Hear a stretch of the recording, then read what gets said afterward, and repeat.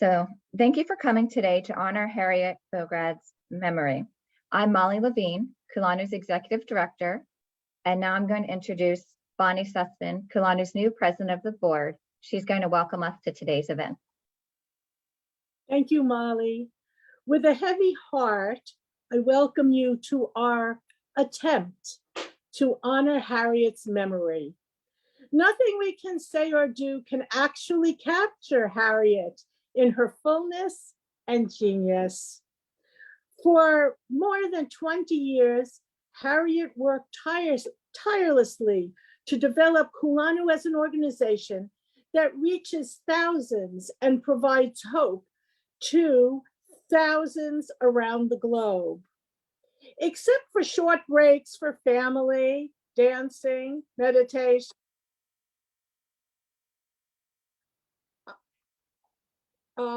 and her shul, Harriet worked 24/7 as both executive director and president of the board. What follows is our attempt to capture Harriet's commitment and brilliance in developing emerging communities around the globe. Before we begin, please put your memories of Harriet in the chat. We will try to include them in a memorial book we are planning.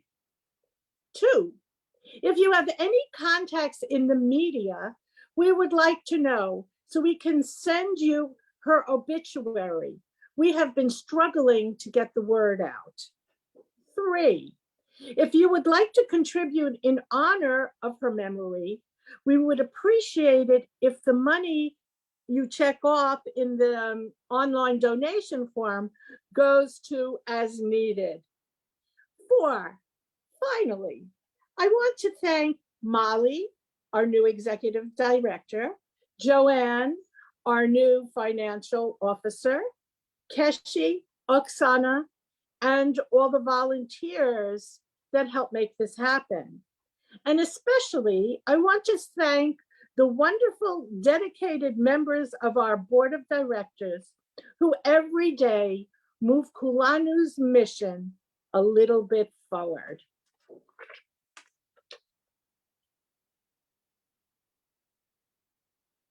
Molly?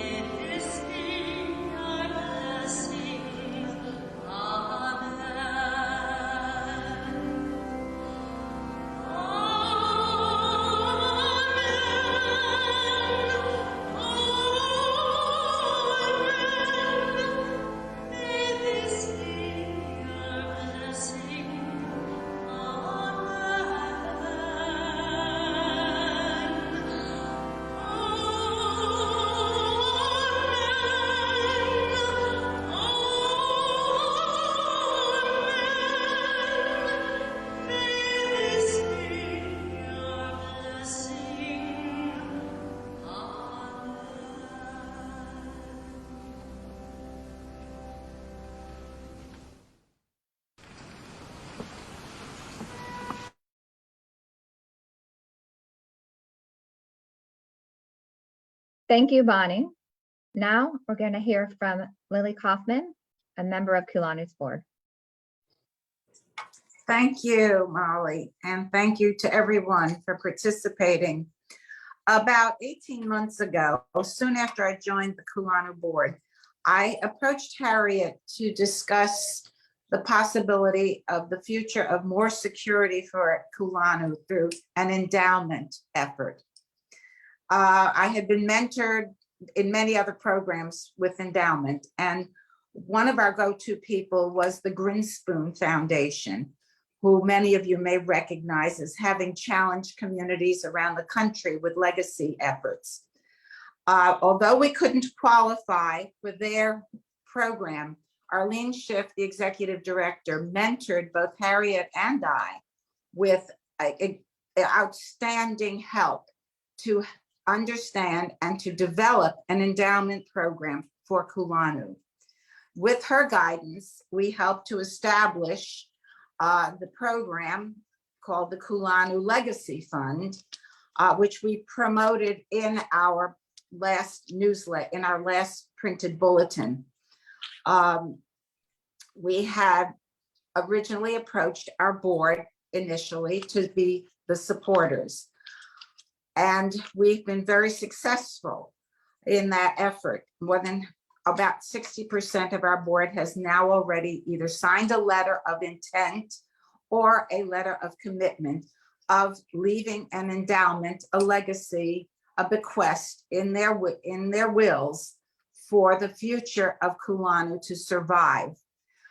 At our last board meeting, we now have revised the name from the Kulanu Legacy Fund to the Kulanu Harriet Bograd Legacy and Endowment Fund. And I'm very happy to say, and here is a posting, the letter of intent is available online on our website, or the plan now is to be contacting, starting with our major donors down to all our Kulanu supporters, to consider making an endowment commitment for the future of Kulanu in perpetuity. I'm sure many of you are aware of foundation efforts to have a life. It's really a supportive network, a life-saving program to keep organizations functioning with endowment revenue. So today we're announcing that the Kulanu Harriet Bograd Endowment and Legacy Fund is going forward.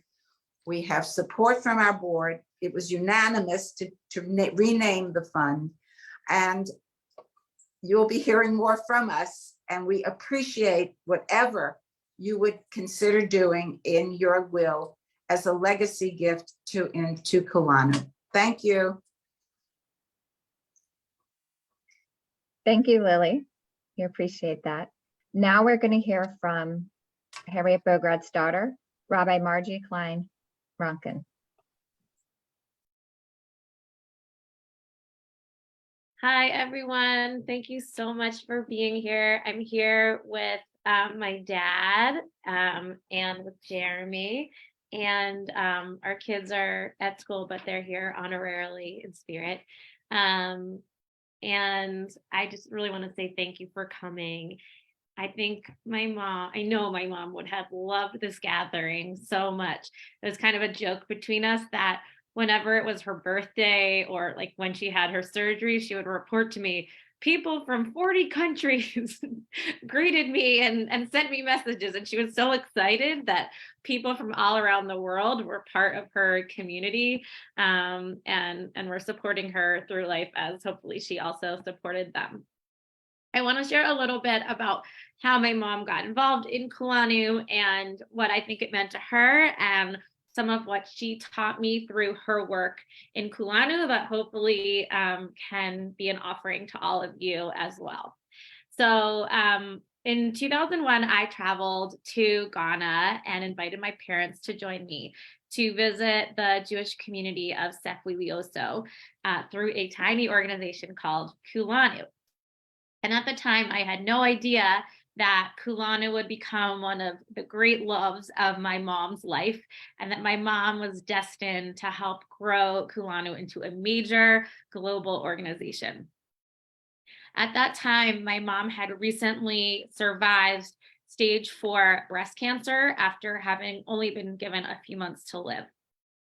And she was working as a lawyer, but not really doing the stuff that she was most passionate about. And she told me that her brush with death made her feel like she really only wanted to spend her time on things that she really loved. And so when she got to Ghana, she loved the people that she met, how real they were, how warm and welcoming, how passionate they were about learning about Judaism.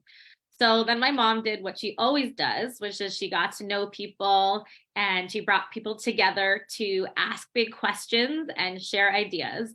And as they did, my mom began dreaming up ways that more resourced Jewish communities could help support the community's vision. Though people had visited Ghana before, visited Sefuiwioso before, I'm not sure that other visitors had gotten as excited as my mom did about the potential for the community's growth and thriving.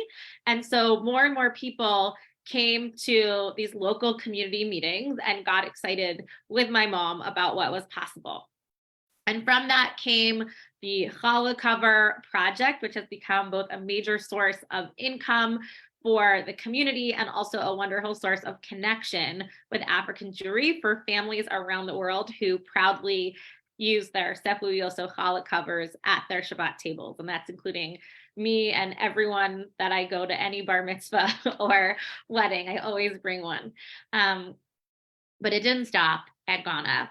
As Kulanu's leadership generously welcomed in my mom, she got to know communities around the world. And each time that same magic happened. In Kulanu communities, where other people might have seen community leaders' ideas for local projects as random or untenable, my mom saw inspired people with inspired vision. And then she used her large toolbox of technical and professional skills to support people to manifest those visions. And in America, at a time when my mom did not have a clear path for how to use her skills, she found a way to use her brilliance and desire to make change in the real world. Kulanu was also a space where my mom could be herself and people celebrated it. My mom used to tell me that growing up in a time when women were encouraged to be quiet and sweet, she sometimes either had to pretend she was someone else, which she didn't usually do, or to be her bright, brilliant, and vocal self and not quite fit in. Thankfully, the world caught up with her and she found wonderful community as an adult with my dad. But my mom understood what it was to be an outsider, and she was passionate about welcoming not only people, but marginalized Jewish communities into the global Jewish family. She found such joy in connecting communities to one another and discovering the many songs, teachings, cultural gifts that each community had to share. And she loved that the people that she met around the globe welcomed her just as she was and celebrated her enthusiasm for what was possible. Through her work in Kulanu, my mom taught me a lot about who I want to be in the world. And so I want to share these teachings. And again, it's not just about what she taught me, but hopefully maybe one of these things you can take away to inspire you too. So first, she taught me that you can fall in love with new people and new work at any point in your life. My mom's greatest professional and career moments all happened well after her mid-50s. Second, she taught me to believe in people and whenever possible, to give them the support that they need to make their dreams possible.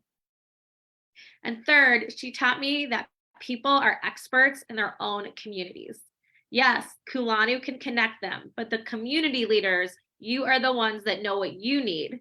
And it's the job of Kulanu supporters and allies to center the voices of local communities as we all make decisions and allocate resources.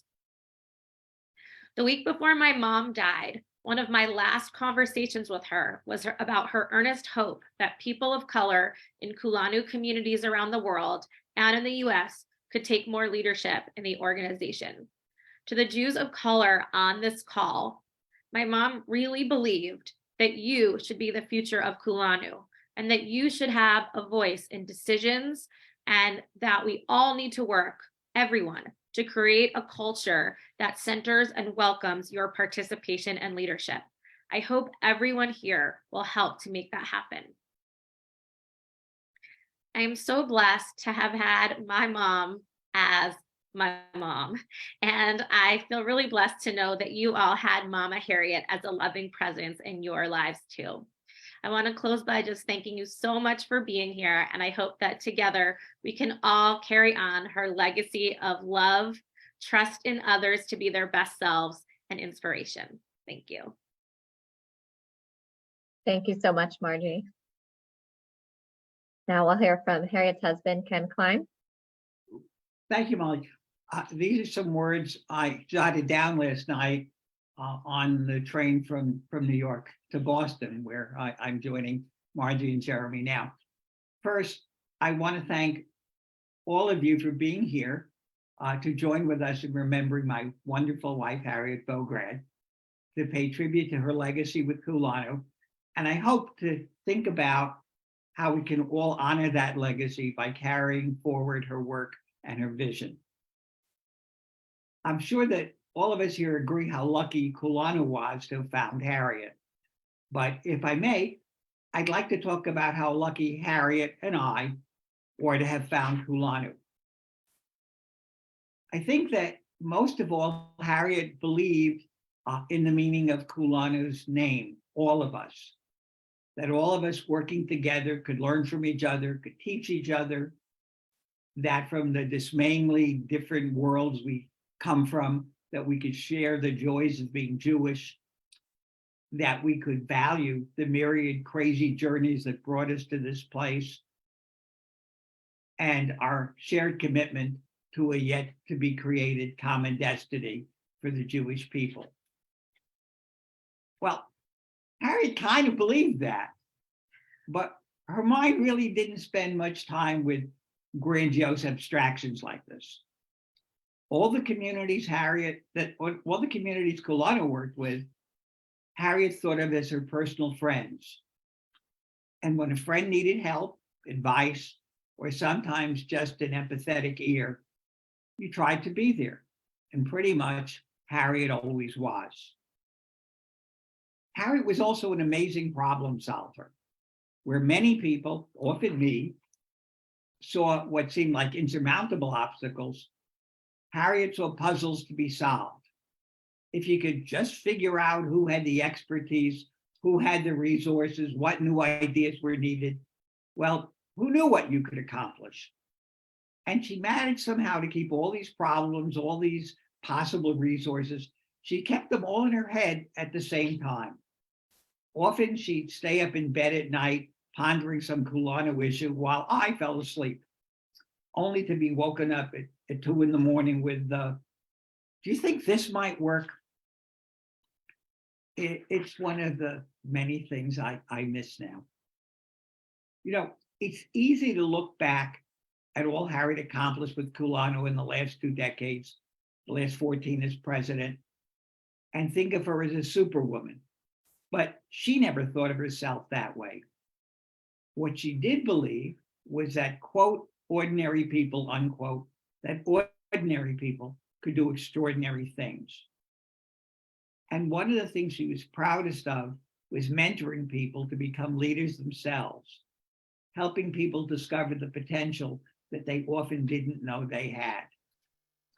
And as you all know, Harriet wasn't shy about asking people to help, because she knew that if you were fortunate enough to be able to help, then helping was a privilege. You know, one of the first things I said was that I hope we can all think about carrying Harriet's legacy forward. And of course, that means ensuring that Kulanu can continue to flourish, to welcome and help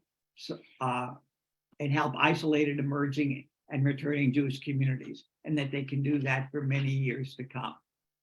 How can you help? Well, one thing you can do is continue to support Kulanu financially. Your generosity is what enables Kulanu to keep going. As most of you know, Kulanu is only a tiny paid staff. Molly, Joanne, Ketchy, and Oksana, and they're uniformly wonderful, and a tireless, totally unpaid board, and a host of volunteers. So almost all of your contributions go directly to support our member communities. Again, give generously. But I also would like to encourage each of you, if you're not already, to be more personally involved. Visit a Kulanu community and write in the magazine about your experiences. Arrange for a Kulanu speaker to come to your local community. And if you have an area of expertise, ask how you could use that to be of help. Why should you do this? Well, the work of Kulanu is important. As the saying goes, it's not easy being a Jew. And now as ever, we all need all of us. But if you'd have asked Harriet, she'd tell you that the best reason is the sheer joy she felt in embracing and being embraced by friends around the world. And if I had a blessing that I could bestow on behalf of Harriet and Kulanu, it would be that each of you find the fulfillment in your own lives that Kulanu brought to Harriet. Amen. Amen. Thank you. Thank you, Ken. That was very moving. And thank you, Margie, as well. So now we've asked a few of our board members if they wanted to speak, and Modric from Zimbabwe would like to speak. Modric, are you unable to unmute?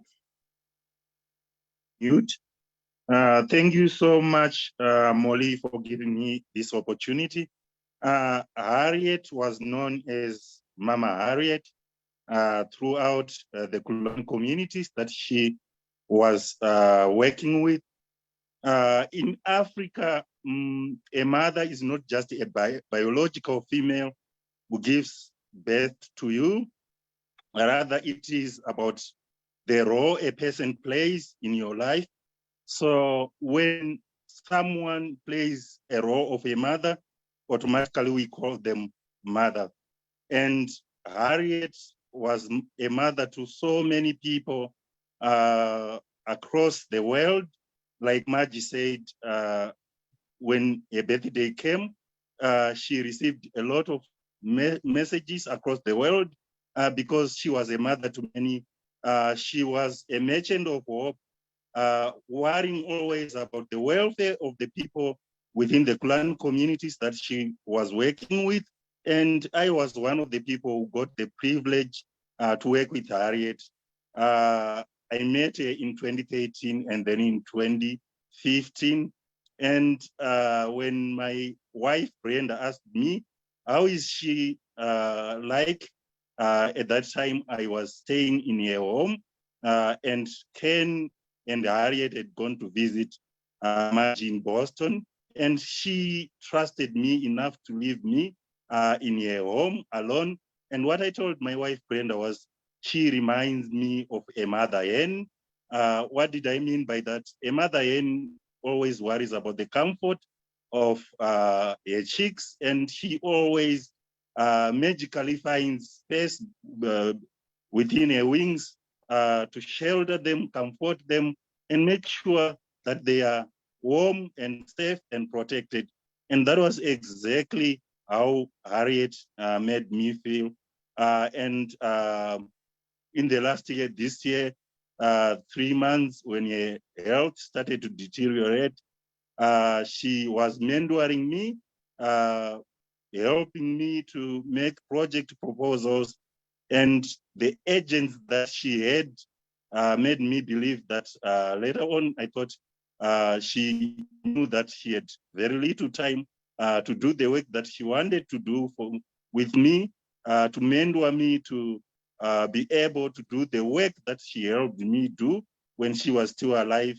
And I remember when we were making a spreadsheet for the last proposal that we were working on, I made a mistake in the Excel spreadsheet, and she organized a meeting, rather arranged a meeting on Zoom for me to be able to see where I made that mistake.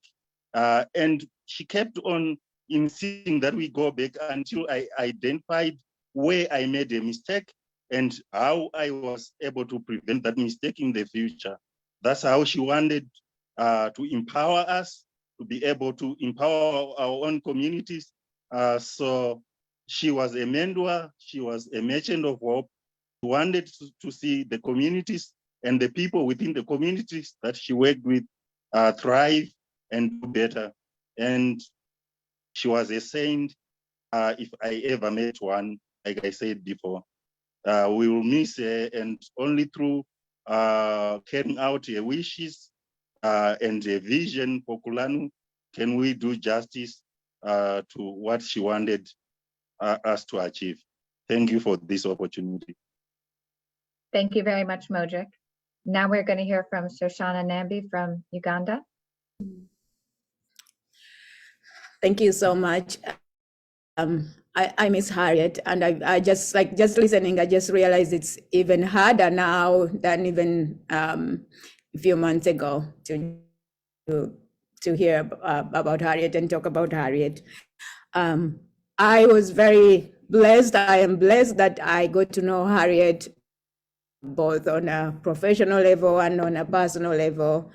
I got to know Mama Harriet 20 years ago, about 20 years ago, I don't remember the year, and this is a sort of thing that Harriet would remember. She would know exactly what year and what time and what village it was that we met. And when I met her, I was teaching children Torah and singing songs with them outside. I usually took kids outside of the synagogue because there was a long Torah reading, and my friends and I would teach them songs.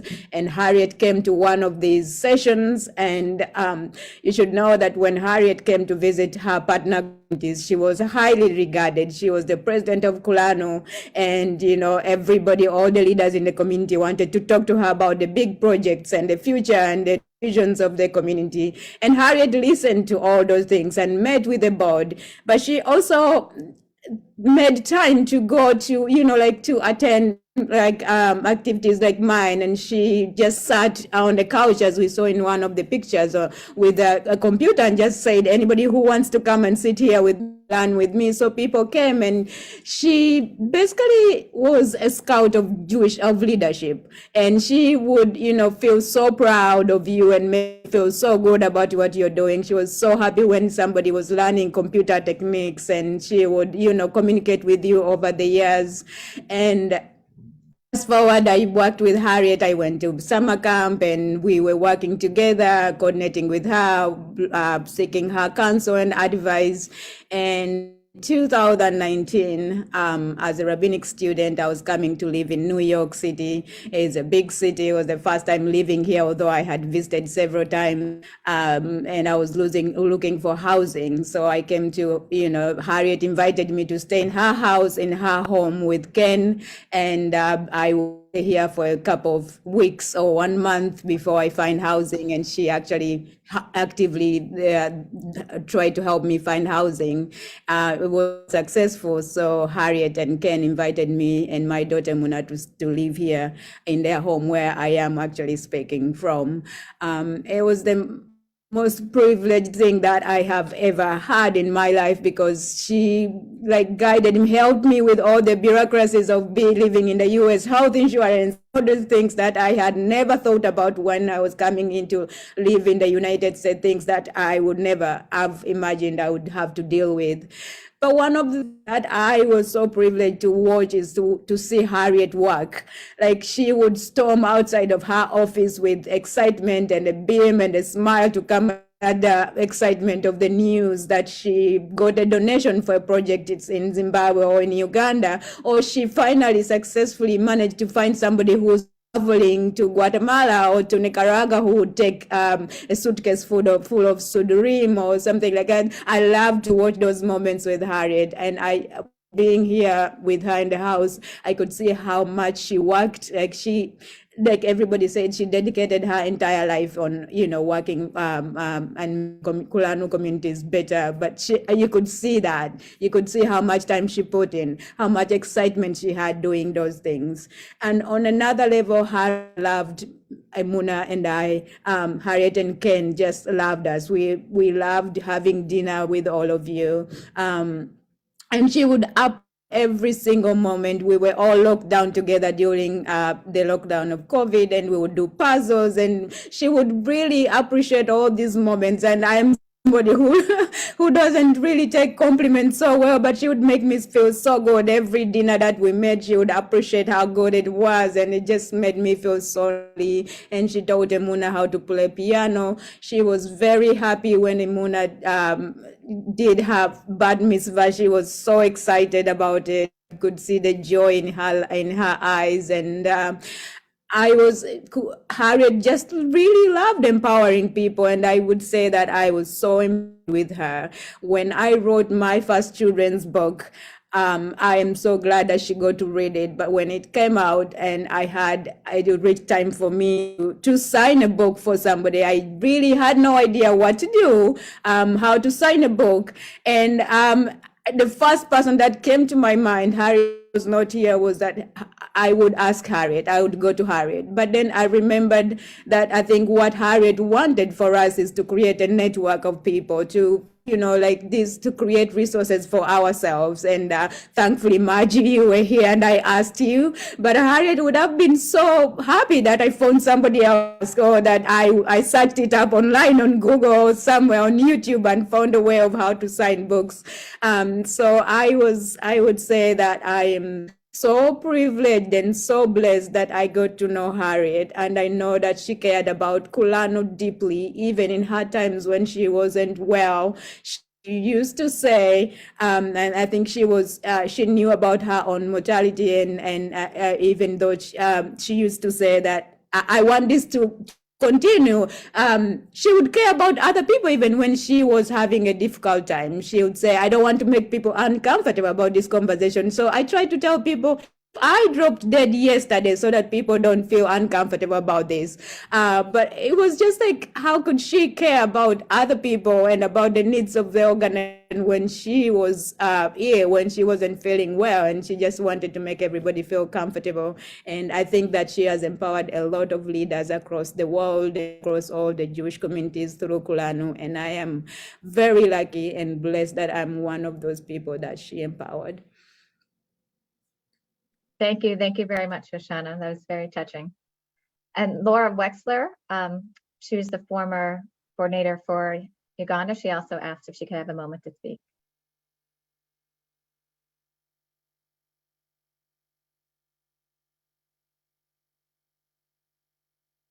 Mute myself. There we go. Okay. Hi. So I worked with Harriet for 20 years on over 50 different projects, and trying to encapsulate what that experience was like is very hard in a few words. There was a great sense of profound creative intelligence, that everything was possible if we could just figure out the right people to connect to. I particularly miss the joy that she took in the success of others was just amazing. She would light up. And I think that joy that is part of what we're missing, that enormous pleasure. I have a couple of very strong memories.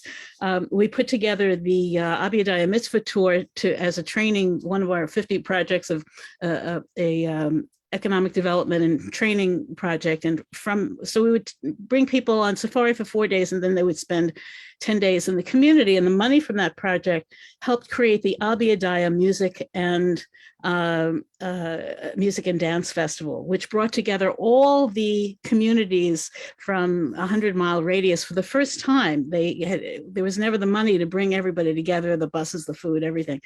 And one of my strongest, any of us who have ever attended any of those, surely Abiyadaya, who remember the greatest joy, if you knew how much Harriet loved to dance.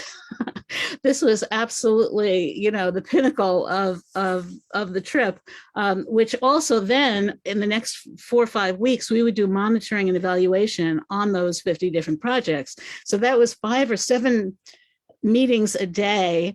And the other strong memory I have is of Harriet taking off from Mount Elgon Hotel on back of motorcycles, heading off in the dusty roads of Western Uganda, and us running from one meeting to the next, to the next, to the next, trying to get in as much work as possible. And when she wasn't when she wasn't busy in a particular project meeting, she was constantly teaching computers everywhere. So those memories are so powerful and strong. And the other thing that Harriet gave me in particular is this sense of never losing faith, that no matter what kind of service comes down, if a thing didn't work out or somebody didn't work out, you just find the next trustworthy person to start doing work with, the next young person with a vision and an ideal. She never got discouraged. She just kept pushing through whatever challenges came up over the course of 20 years. And, this is not easy work. Development work is not easy work where you're working with people to try and help them realize their dreams is not easy work and doesn't always succeed. And that's where I learned the most from Harriet, is that you never give up doing the mitzvah. You never give up the mitzvah work, that you just keep plowing ahead. So thank you very much for a chance to share. We're all missing her terribly, really terribly. Thank you. Yes, thank you, Laura. Appreciate your words. So now we're going to assign breakout rooms. We have about 140 participants, and we'll break out into a few breakout rooms for us to have some more intimate discussions and sharing about Harriet and her legacy and what those relationships have meant to each of us. We thought it was especially fitting to do breakout rooms because we know that that intimate interaction was very important to Harriet. So I'm going to assign you now, so please join a breakout room. Thank you.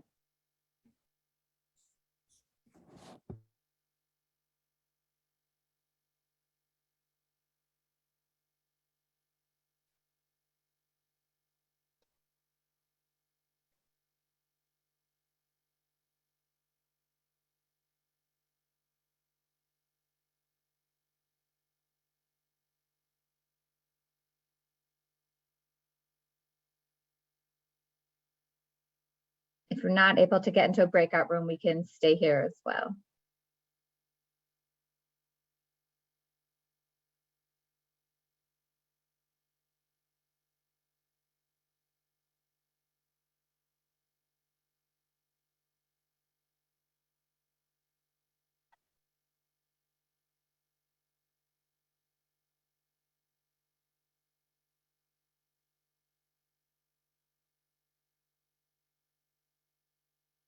Abraham Ben Abraham, do you have anything you'd like to share? Or Serge, Baltazar? I happen to know most of your names on here.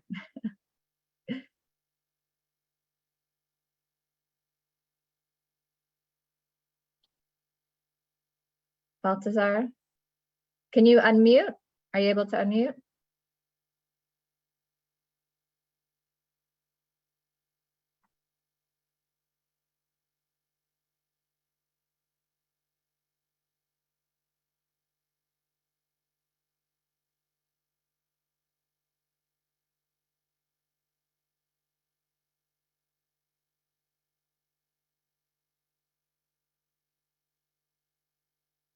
Okay, I'll be back in 1 minute. I'm going to check on the other group.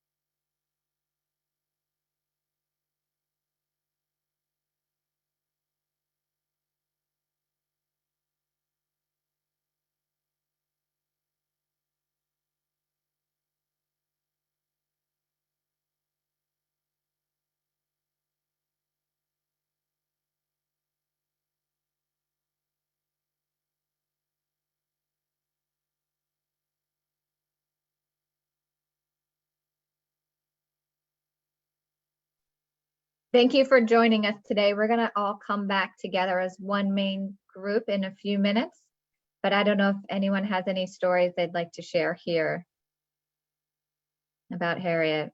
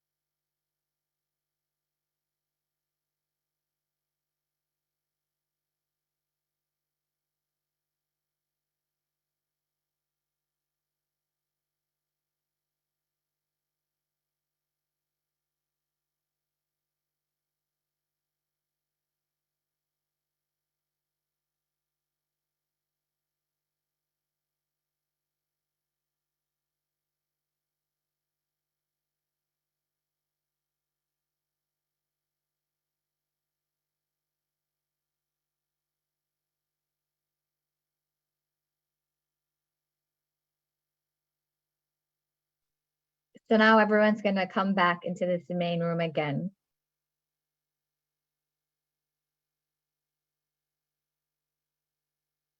They're finishing up in the breakout rooms. Moja, I see you have your hand raised. Can you unmute?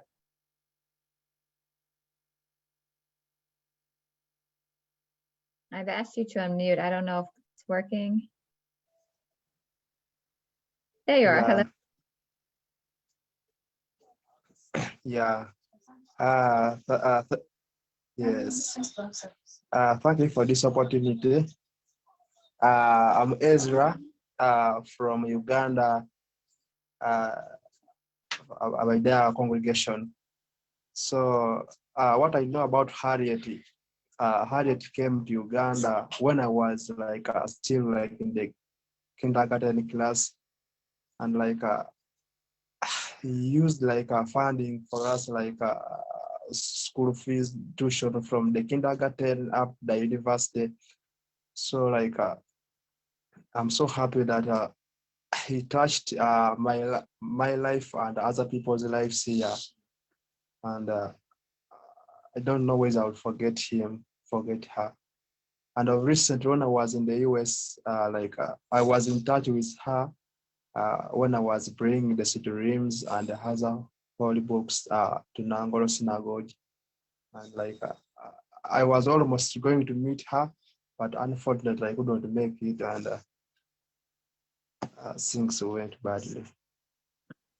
Thank you. But I'm happy I worked with her. Yeah. Yes, thank you. Thank you very much for sharing.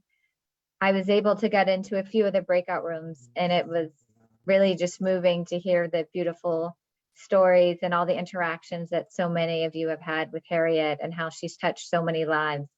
And, it's really an inspiration to hear and to know and to understand from so many different points of views the value of the work and everything that she's put into Kulanu. So thank you. Thank you all for sharing and being a part of today's program and Harriet's Memorial. I also wanted to ask Rabbi Margie Klein-Ronkin if she is available. Are you still here, Margie? Yes, I am. Okay, great. So are you able to lead us now?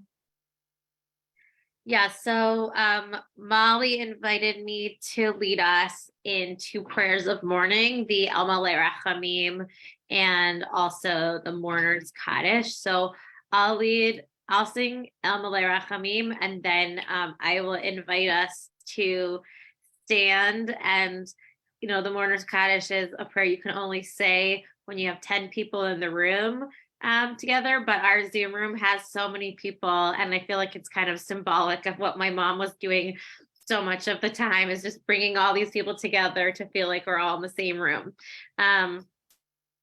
So hold on one moment.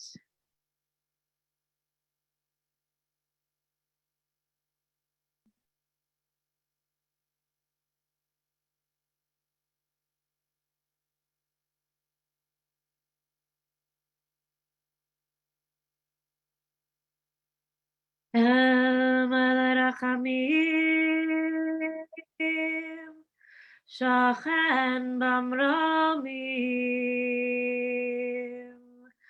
המצא מנוחה נכונה תחת כנפי השכינה, במעלות קדושים וטהורים, כזוהר הרקיע מזהירים. את נשמת צביה בת פיה ושמואל שהלכה לעולמה, בעבור שבלי נדרת אין צדקה בעד הזכרת נשמתה, וגן עדן דמנוחתה. לכן ברחמים יסתירהו בסתר כנפיו לעולמים, ויצרור בצרור החיים את נשמתה. אדוני הוא נחלתה, וינוחו בשלום המשכבה, ונאמר amen. Now I'd like to invite anyone who is in mourning or observing a yard site, or if it's your custom to stand right now as we say the Mourner's Kaddish, and you can say the Yehei Shmei Rabbah line while muted, or if everyone wants to unmute yourself and join in a cacophony of prayer, you can also do that.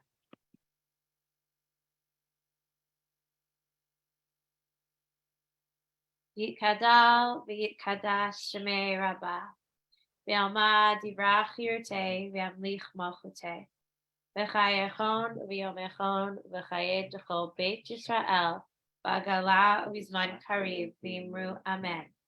Yehei Shmei Rabbah v'orach le'olam l'mei amaya. Yitbarach v'yishtabach v'yitpa'ar v'yitramam v'yitnaseh. Vietadar, Vietale, Vietalal, Shmedi Kudashak, Refill. Le'ela min kol berchata v'shirata, tushbechata v'nechamata, damiran v'yalma v'imru amen. Yehi shlama rabba min shemaya, v'chayim aleinu v'al kol Yisrael v'imru amen. Oseh shalom gruma, hu ya'aseh shalom aleinu v'al kol Yisrael v'al kol yoshvei tevel v'imru amen.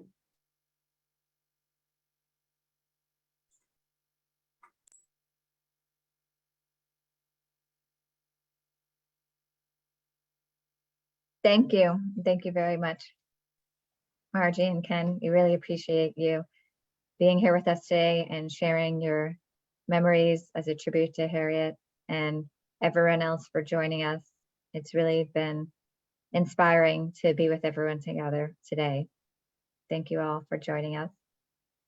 We can end now, but if some of you want to stay on, you're welcome. We could stay on another 15 minutes because I think there are people here who didn't have the opportunity to speak that really wanted to say something. So officially our program has ended, but if anybody wants to stay and chat, and I know Harriet loved that when we closed the program, people stayed a very long time, often after, to continue the conversation. If you want to speak, raise your hand so we know how we can call on you.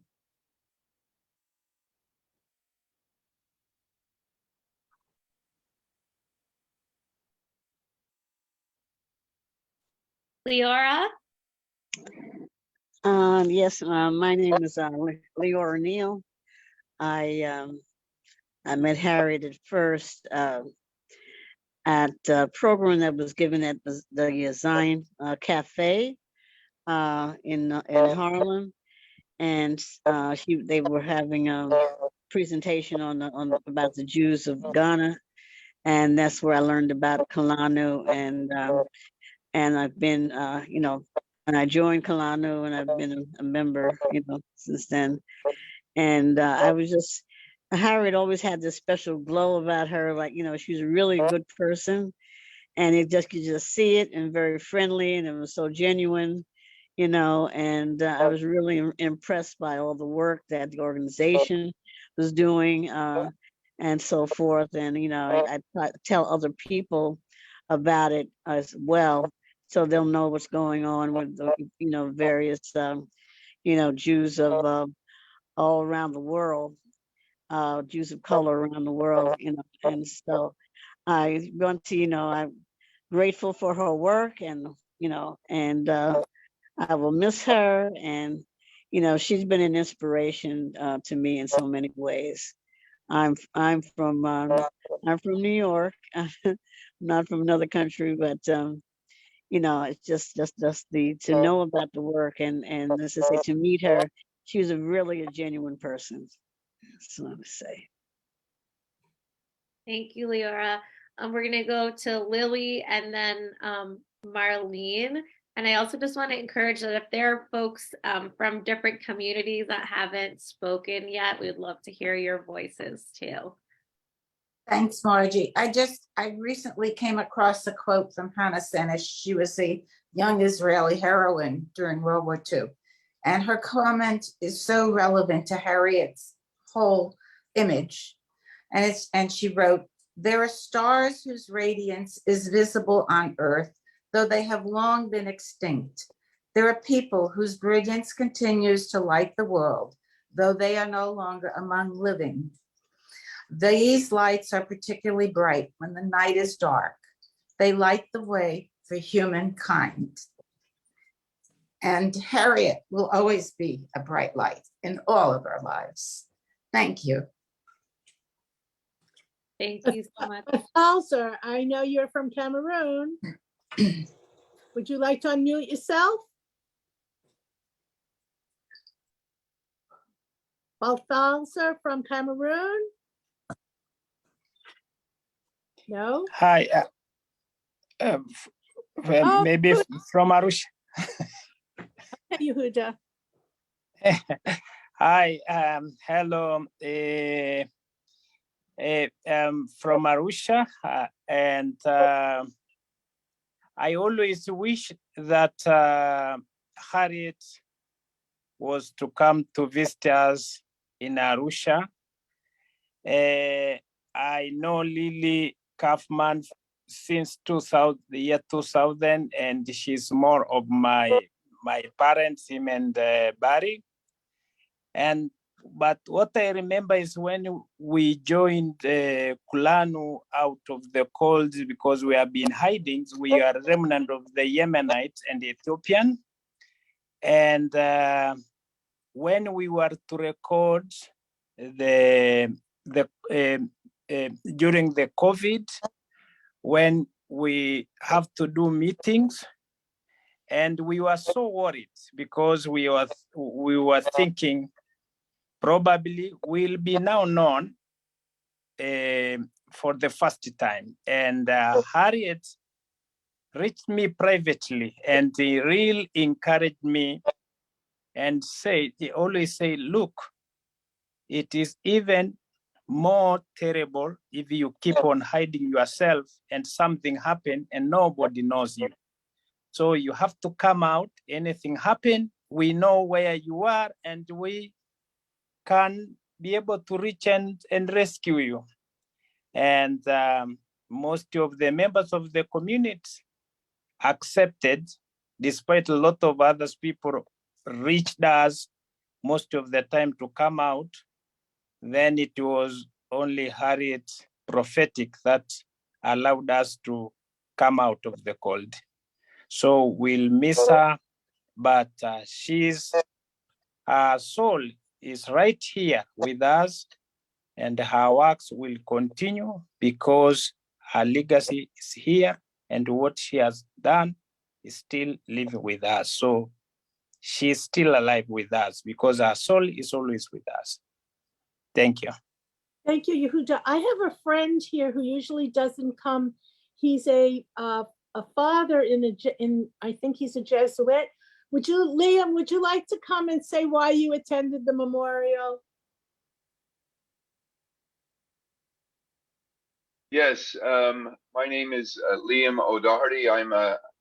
Actually, I have huge respect for the Jesuits, but I myself am an Augustinian friar, and Sorry.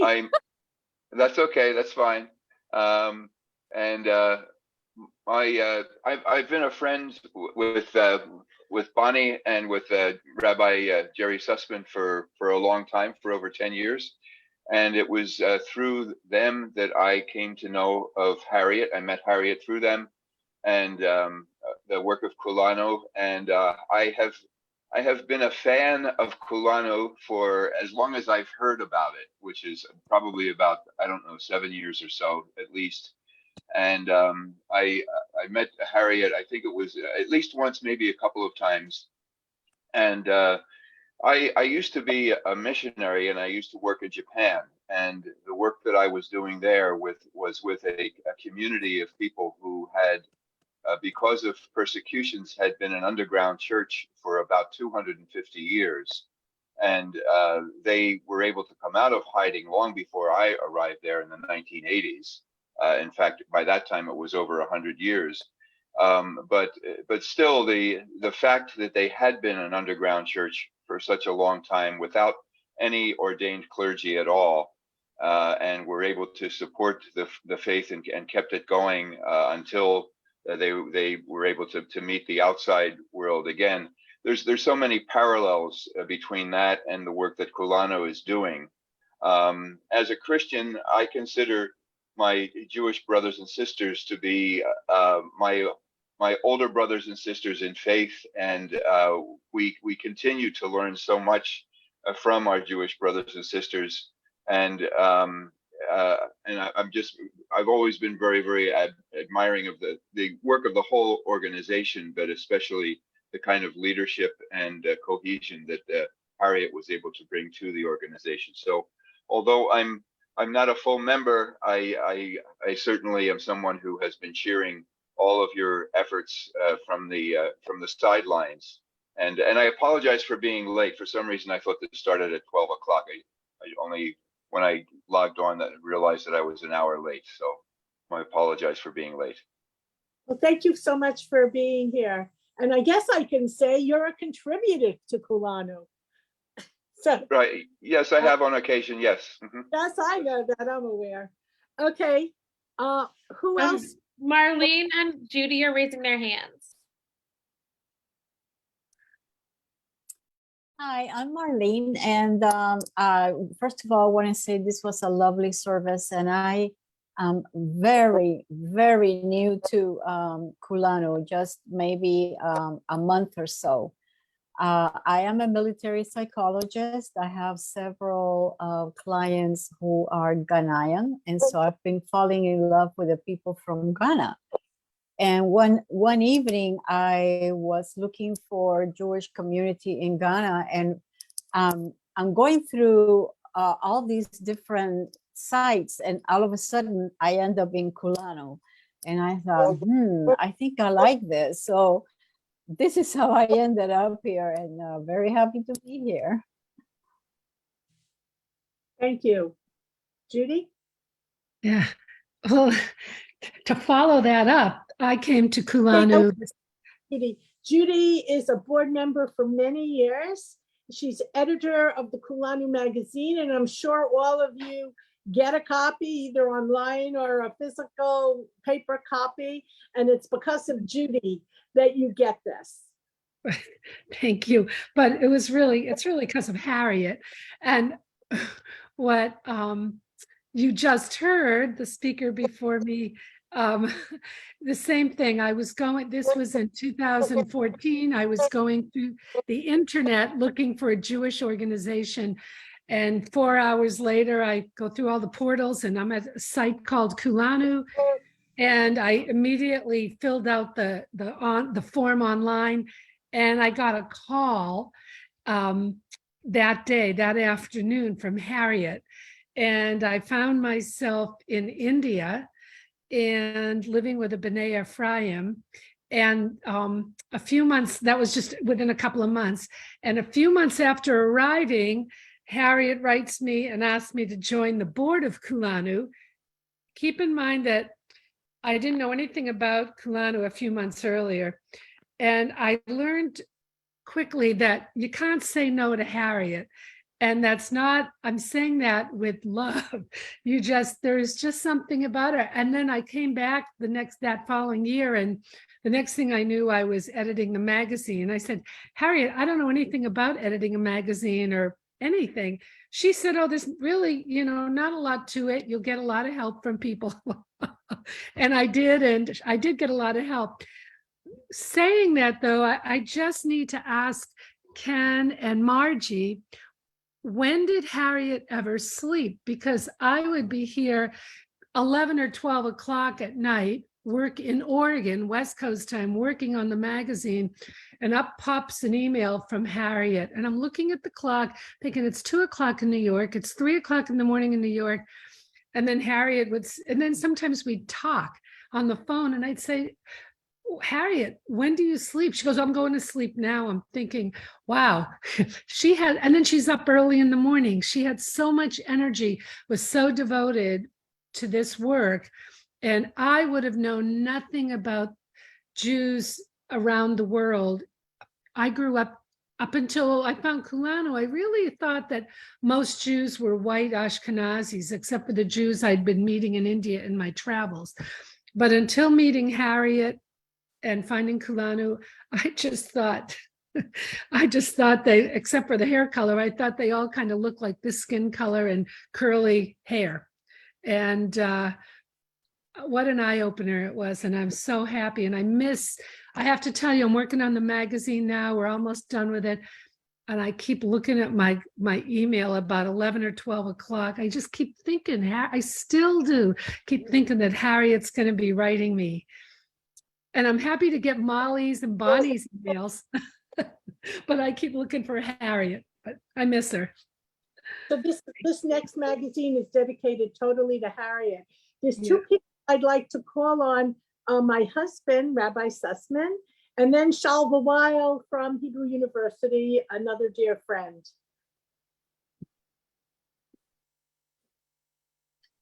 Unmute.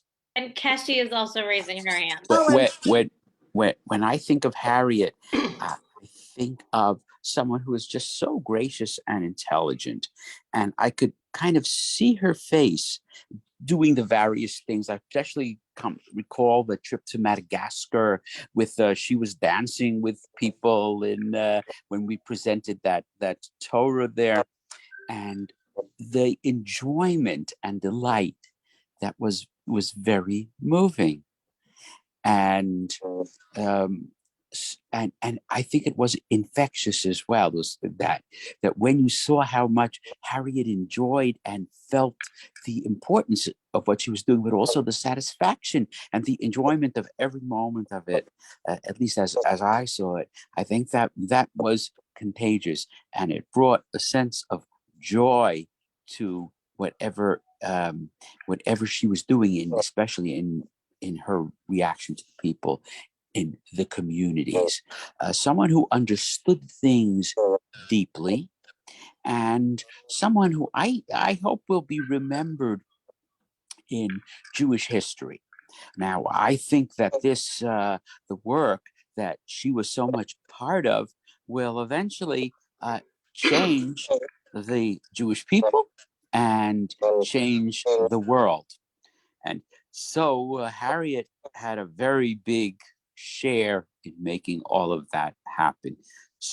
So I think all of us have to be grateful for her work. Again, when I think of Harriet, I think of light and happiness as well. Thank you. Professor Shalva Weil, and then Keshi. How's that? Thank you for calling on me. I didn't have the privilege of knowing Harriet as well as most of you, but the little I knew really impressed me.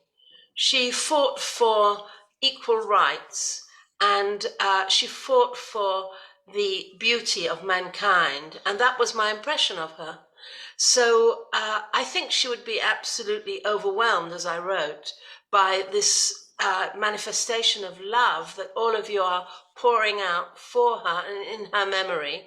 And I think she really, really deserves it. Thank you. Thank you, Shalva. Keshi? Hi. Keshi, wonderful memorial that we saw, the video memorial, that's Keshi's work. Oh, dear goodness. Well, I'm glad that I could contribute what I could.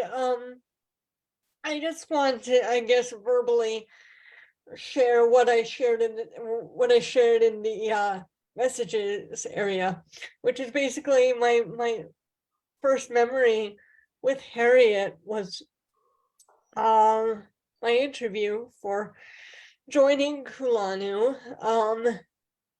I'd found the organization looking, I don't know, through like different job sites and just really gravitating towards Kulanu and what the nonprofit like does, and I shared with her like why I was interested in becoming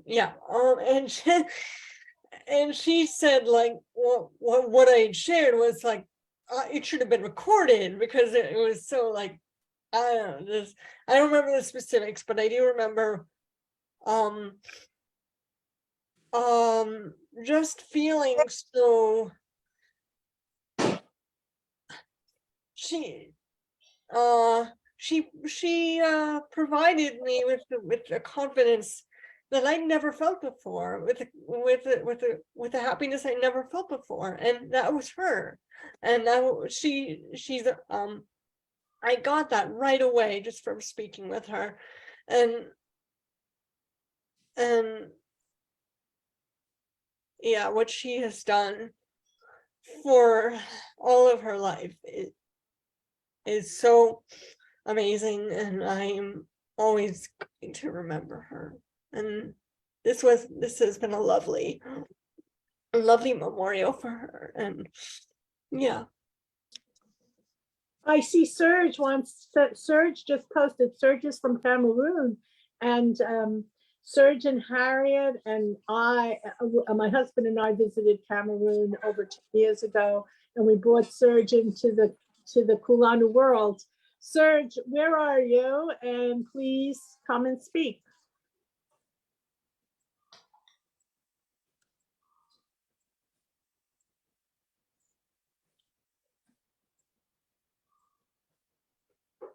Oh, okay.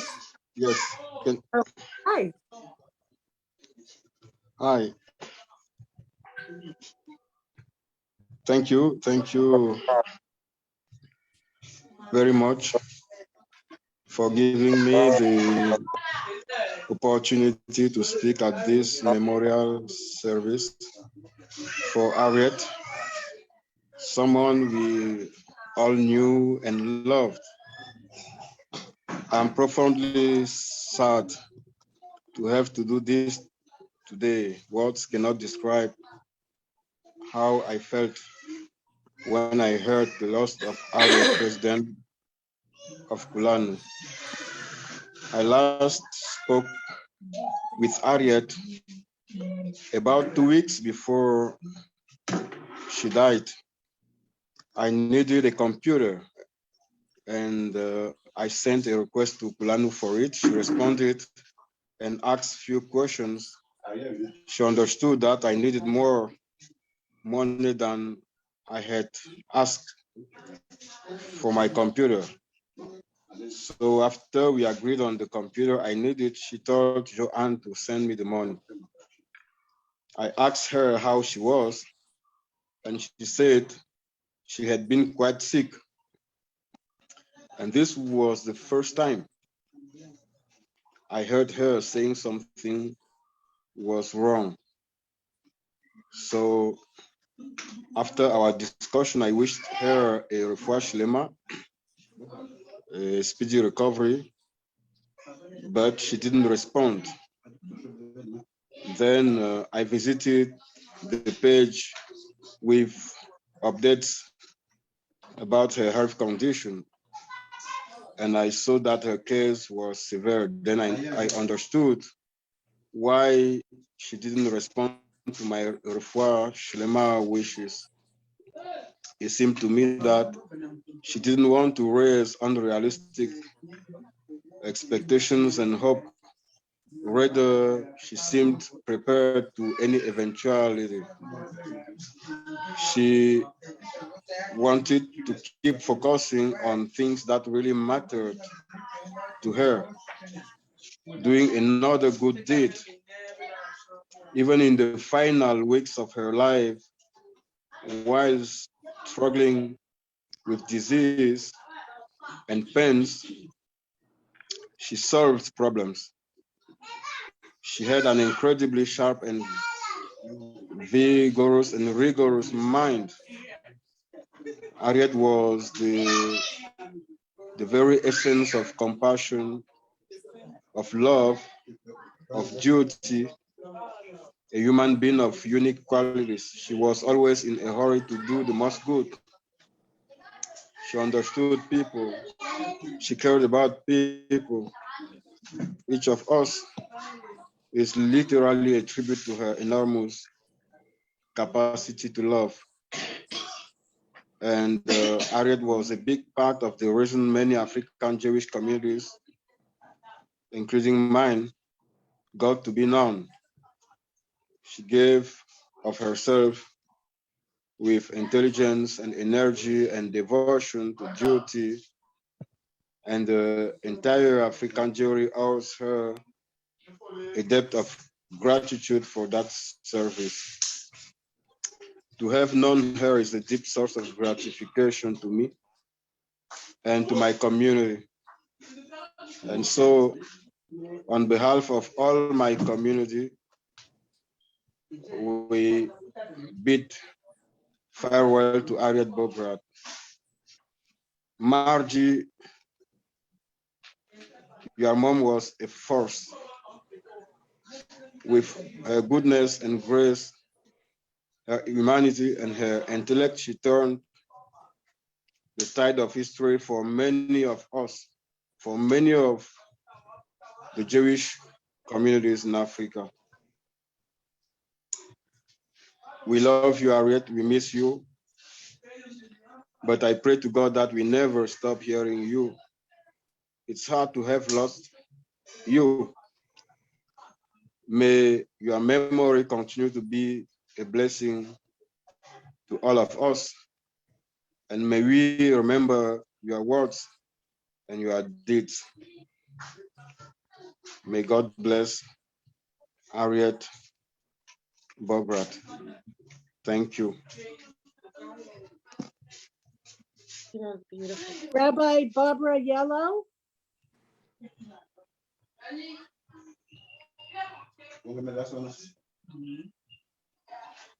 Rabbi Barbara? Yes. Can you hear me now? Yes. Thank you. Thanks to everyone who so lovingly created this beautiful memorial. So touching, so moving, and thank you. And I know it's not easy because we miss her so much. I'm Rabbi Barbara Aiello. I'm speaking to you from the toe of the boot, and that would be the toe of the Italian boot in the most rural and isolated part of Italy in the region of Calabria. We're a B'nai Anusim community. And I met Harriet many years ago. I started to say when I was in the chat room there, when I returned from St. Thomas in the Virgin Islands, where it was before I went to rabbinical school, and so it had to have been about 25 years ago, and or more, and I was so enthralled with what Kulanu was doing. And then when Harriet took over the reins of Kulanu, you could just feel the energy emanate from the organization. And we have Sidurim and Maksurim that, thanks to Harriet and thanks to many of you volunteers that are here today, that we're able to use. And every time I pick them up, and every time I put them away, we think of Harriet. And she said many things that have touched us, and translated into Italian as well. But I had written earlier that we talked about being in our comfort zone. At one point, she said, nothing happens in the comfort zone. You have to get moving. You have to take on the challenges and know it's going to be uncomfortable, but it's going to be worthwhile. Reminded me of something my father used to say. He said, if something comes too easily, be wary. It may not be worth doing. And so that's propelled us to create our little community. And many times I'd be writing to Harriet, and she would write back at 3 a.m, like Judy was speaking about, and I would immediately write back and say, why are you still up? and then we'd talk on the phone. And she was full of life. She was full of determination. She was full of practicality and a sweetness about her that one doesn't find often in this life. And it's sometimes odd when you think of Italy, and if many of you have been there and been here to Italy, and you've seen the beautiful ornate synagogues and met some of the communities like in Venice and Florence. It's hard to imagine what an isolated little mountain community is, and we're the first active synagogue in 500 years since the Inquisition. And thanks to Harriet and her encouragement of me to write grants and to pursue every lead, and so our community is growing thanks to Kulanu. I was so grateful to be able to be on the board so that I can give back, because we are a strong and healthy, tiny, but strong and healthy community thanks to Kulanu, and thanks most of all to Harriet. May her memory be forever for a blessing. May she rest in peace in God's loving arms. Thank you, Barbara. Wait, there was somebody else who wanted to speak. Naomi and Jake Robbins wants to, and Jacob Steinberg. Unmute. Hi, I'm the only person here who has known Harriet her entire life. I am Harriet's big sister, and just wanted to introduce myself and to tell you how much she loved every one of you and how important every one of you were to her. So thank you for coming.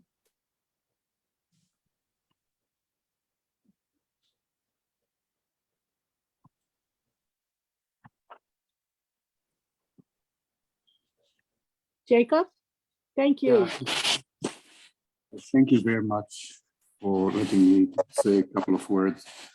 When I broke the news to the community in Suriname, to the leadership that Harriet passed away, you could feel the shock. I would say shock, really. And they said to me, oh my God, we lost one of our best friends. They never saw her. They never met her. She never visited Suriname. But every time that we had an issue that we needed support, Harriet was one of the first, if not the first, to say, Jacob, we are in. I can come to my mind when we arranged a birthright tour to 16 youngsters from the community many years ago.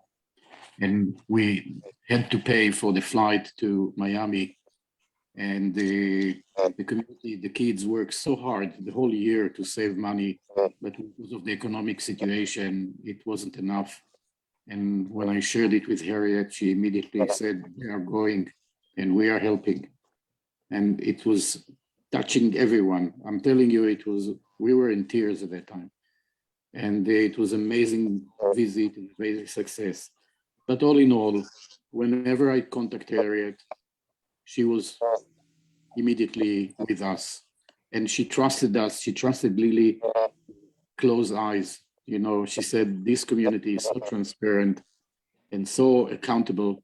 And there was no second guess or second question. Everybody loved her. And, you know, it's hard to understand how she affected so many people that, as I said, never met her, but they knew who she was. And you understood her mindset and her generosity and her love. And I'm so glad that the whole Kulanu board, whenever I need something from, or the community needs something, they're always the first to jump and say, we are in. It is amazing. So thank you everyone, to the family, to the Kulanu family, to the board, and to the staff that working tirelessly to help us and so many amazing communities all over Africa, Asia, wherever they need. So again, thank you so much, Harriet. You will be remembered forever. And God bless you, and we love you. Thank you.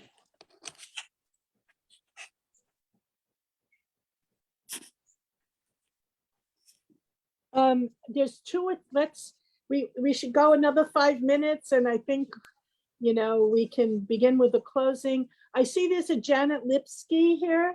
I know she's had lots of contact with Harriet. Would you like to say a few words?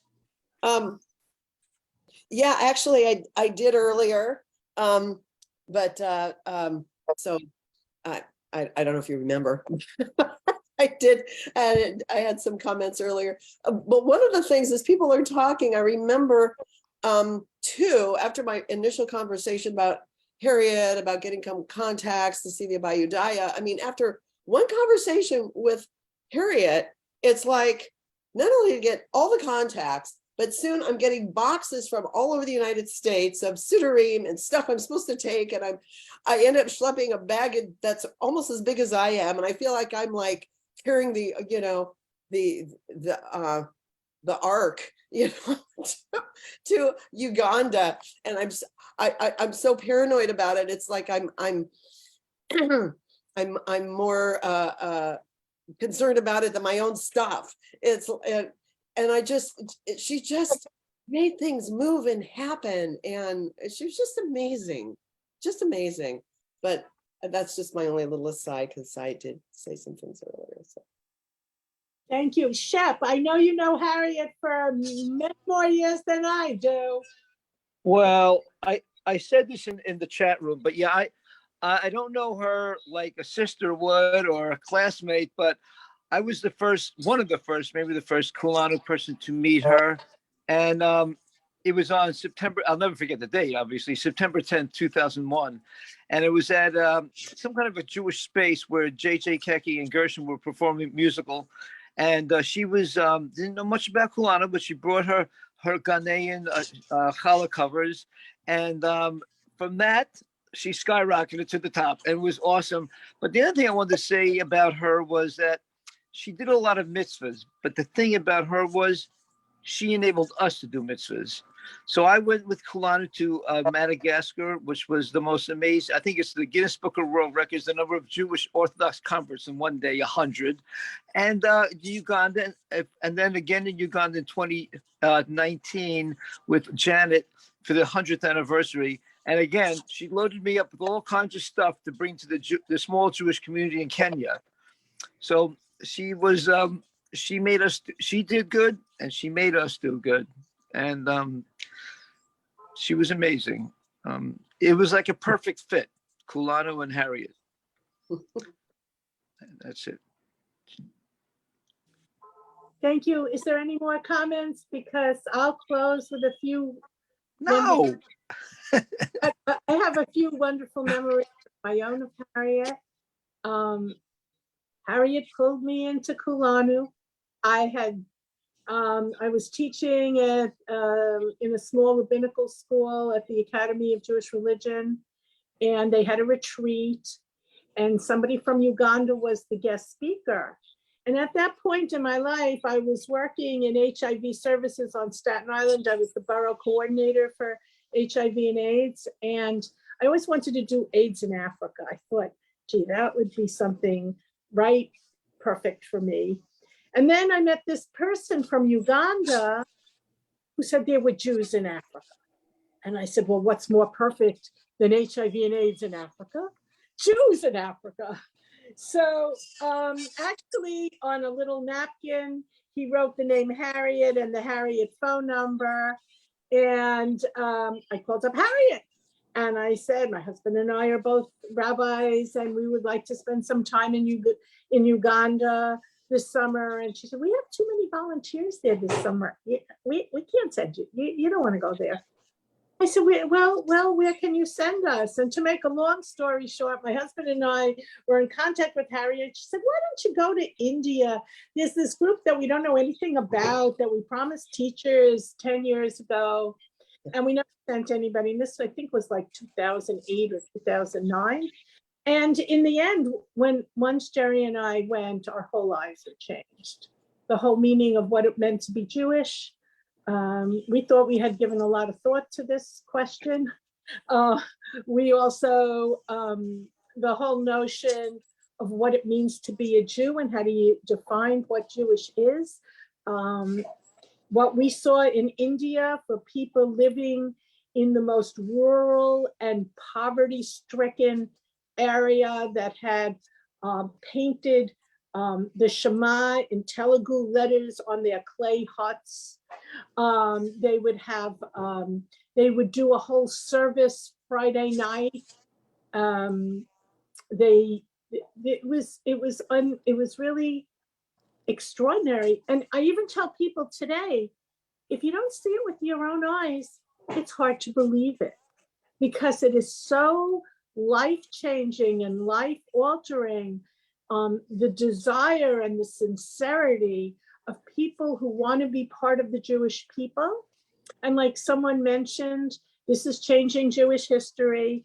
Quote my husband, well, I always say this, after the Holocaust, we need, and we're building the state of Israel, we need to rebuild the Jewish people. And if you change a ship in 1 degree, it ends up in a different direction. And the work of Kulanu is that 1 degree, and the Jewish community will end up in a different direction. And my closing remarks here are, Theodor Herzl had a big fight. He fought to make a state of Israel. And you know what? A lot of people said, you're crazy, we don't want this. You're wrong, it'll never happen. There are a lot of naysayers. There are a lot of people who just couldn't get on board. And you know what? There's still some people who can't get on board. But having said that, the history of the state of Israel is a testimony to the correctness of Herzl's vision. And I really believe that Kulanu is the cutting edge of the returning of the Jewish people. And that's why I have dedicated myself, and my husband has dedicated himself to perpetuate this vision, to get people on board with the notion of a flourishing Jewish people, of people who, you know, the established Jewish world doesn't know how to deal with it yet. A learning group. We're used to having people run away from Judaism. We're used to having people say, "Oh, garbage, throw it in the garbage can." And when you go to Africa, we talk about Africa, Latin America, we have 91 communities in Latin America. I mean, we're in 33 countries. This is huge. This is huge. This is a huge movement, a huge trend in Jewish life. And all of you who are part of it are part of making this happen.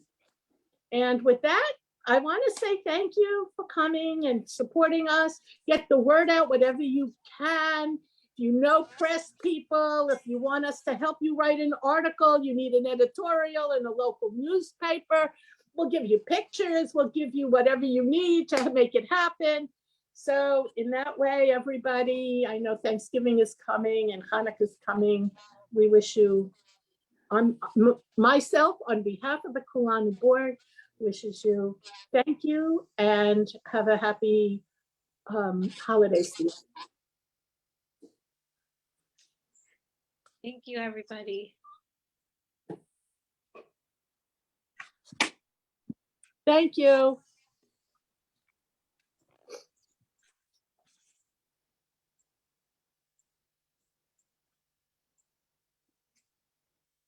Bonnie.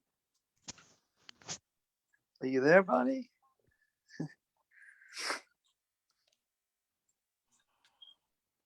No more Bonnie.